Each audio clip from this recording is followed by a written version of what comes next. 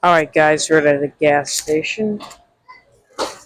After almost sitting 2 hours in the car. Let me see what they have. Not much.